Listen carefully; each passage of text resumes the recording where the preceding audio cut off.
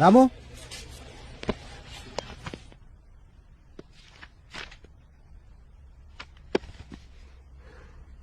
నన్ను పెళ్లి చేసుకుంటావా? అంత ఆలోచించు. చిన్నప్పటి నుంచి నేను నీకు బాగా తెలుసు. నేను నీకు చాలా పర్సనల్ కూడా.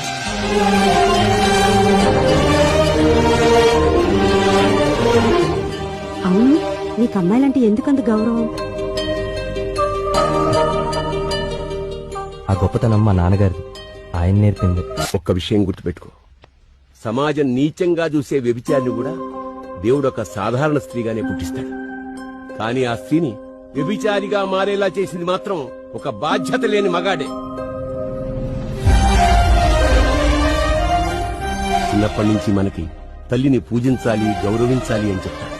పిల్లలనుకుంటారు కేవలం తమ తల్లిని పూజిస్తే సరిపోతుంది. పిల్లలకి చాలా స్పష్టంగా చెప్పవలసిన విషయం, ఈ భూమి మీద ఉన్న ప్రతి తల్లిని గౌరవించాలి, అప్పుడే మనకు మనుగడ ఉంటుందని.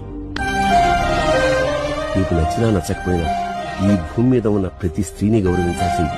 ఎందుకంటే నువ్వు నీచంగా చూసే స్త్రీ కూడా ఒక తల్లి కాబట్టి.